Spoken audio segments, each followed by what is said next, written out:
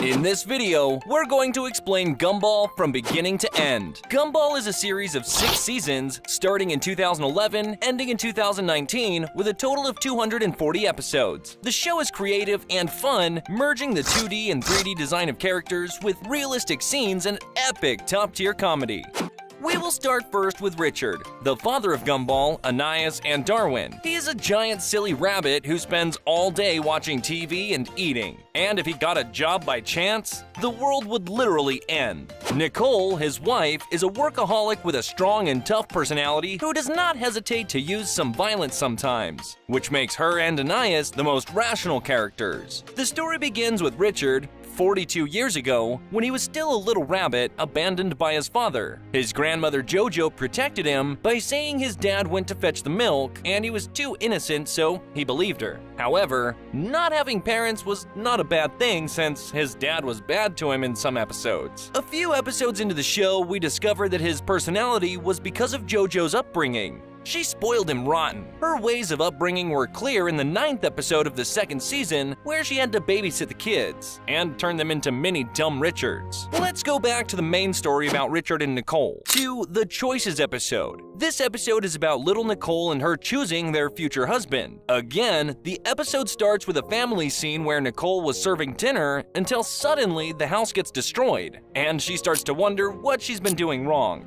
So we go back in time to the first meeting of Richard and Nicole. Nicole was going to a karate competition with her severe and needy parents. They once brought her a suit with a Dr. Nicole tag on it. On the way, their car breaks down, so she ran until she met Richard, who was stuck inside of a tree. He was watching the squirrels. Luckily, Nicole came to the rescue. Richard asked her how important the competition is and what it meant to her, so she answers by saying that she does it to satisfy her parents. By that time, the competition had ended. Nicole felt sad, so he tried to cheer her up and suggest she moves out and stop pleasing others. And since then, they became close friends. Richard was relatively different from Nicole. She was always trying to satisfy others in every way possible, unlike Richard. And while going through puberty, they grew to like each other. Nicole's father didn't approve of Richard, and still, Granny Jojo didn't like Nicole either. Neither of her parents really liked Richard, and they wanted to marry her off to a banker's son. Throughout all the hardships, they still loved each other. Until one day they decided to leave their parents' house and live like a married couple in a small house. At their wedding, they invited everyone, but sadly no one came. Nicole got a job as a customer service employee in a plastic factory because Richard was irresponsible, and after overcoming many financial problems, they bought a house and learned that Nicole was pregnant. Nicole's parents tried to ruin their relationship by sending her on a trip with the banker's son to seduce her to leave Richard. And the episode that mentions this, they end things on a good note.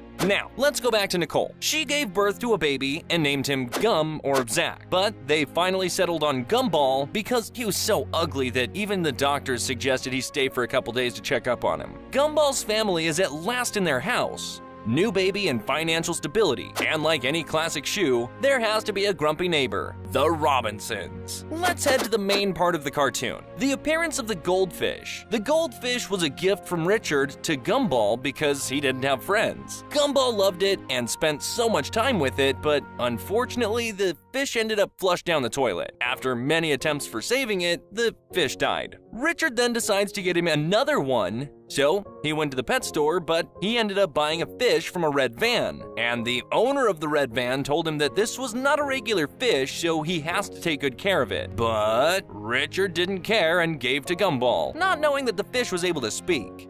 Gumball. Gumball. One day, and while taking a family picture, the fish spoke, and because of the shock, the fish fell down the toilet. Everybody thought that Darwin would never come back. But this little orange pet was so smart and refused to die. Hey, I'm on my way.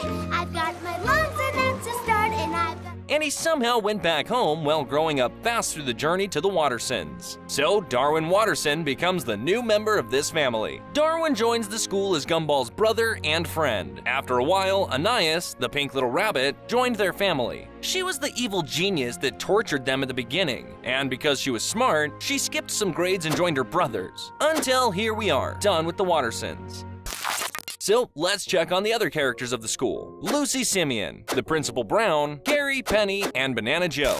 The cartoon might seem successive and chronological, but it's hard to follow the story because the episodes are messy. But in the 12th episode of the 3rd season, named The Void, something that will change the cartoon's events and ending will be discovered. The evil who will appear is Rob, a side character that was thrown into the void. Gumball, Darwin, and Mr. Smooth discover a glitch in reality, in some characters, and some hidden places. One of the characters was Molly, whom they tried looking for in the reality incision that leads to the void. We also see all the useless things and older versions of Rob there. After a few episodes, Rob came back in the Nobody episode, and here we discover how he escaped the void when Darwin and Gumball went there, but he had some side effects that slightly changed his looks. He also discovered that he was useless and living in Gumball's basement. Then Darwin and Gumball decided to help him, so they suggested he becomes the villain. Unfortunately, he likes the idea, then declares his hate to them to become their #1 villain. In the Villain episode, he tried to destroy them, but he fails miserably. This was the way the cartoon created a villain because there wasn't anyone. It was overall a smart way, and although the villain was a failure at first, we witness his development into becoming an unforgettable villain. Now, with the Disaster episode, it was vital, and it was thought about Rob getting a magical remote control from the red van owner. This remote can control reality or cartoon. He also discovers that they live in a cartoon and that he has the power over everything there, so he decides to destroy Gumball's life after a fight, but Gumball was able to send him to the void. Darn it!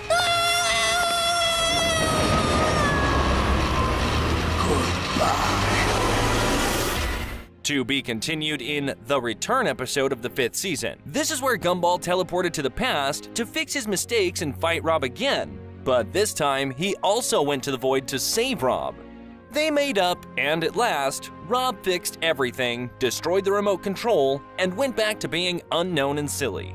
The funny thing is that the characters discovered that they're in a cartoon aired on TV, The Oracle. In this episode, we discovered that Banana Joe's mom Barbara was an oracle and that she was able to draw the future. Gumball noticed that in one picture of the past and events he never lived, that he was naked in the middle of a disaster surrounded by a ton of people. This happened in the last episode, where a picture gets drawn and leaves an unrevealed secret. Then we get to the future episode of the 6th season, where Rob felt the power of Banana Barbara, decided to kidnap her and make her draw the future, but with every attempt, he fails. Even though she informed him that there is no future, at least for the time being. But at that moment, Gumball and Darwin arrived to rescue her and had an epic battle with Rob. They also discovered that the banana was not only able to predict the future, but also decide it. Rob took that opportunity to fight Gumball and Darwin, but he was defeated in the end, and they erased him from reality. In the last scene, they asked her to draw him funnily as a punishment. They then left him and wished to meet him in the future, which meant that he would come back, and this is what we'll see. Now we are ready to put an end to this creative piece of work with the Inquisition episode. When a real character was introduced, the evil Inquisition arrived to create a new system and change Elmore School into a better place. And with his machine, he tried to transform the characters into humans with flesh and bones. But fortunately he failed because Gumball and Darwin ruined his evil plans. You know, ruining things is what they're good at. They then turn everyone back into their normal state and then take off the Inquisition's clothing to reveal that it was Rob the whole time. Rob tried to explain that turning them into humans was the only way that he could save them, and that the cartoon characters must get an upgrade or the cartoon would no longer continue being aired. But no one understood what he said. On the same day, that night, the void started devouring the world, and it ends.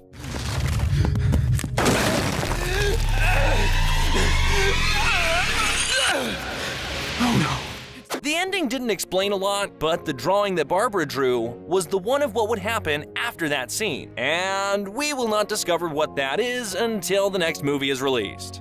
That's what we got about the amazing world of Gumball. If we missed anything, please let us know in the comments down below.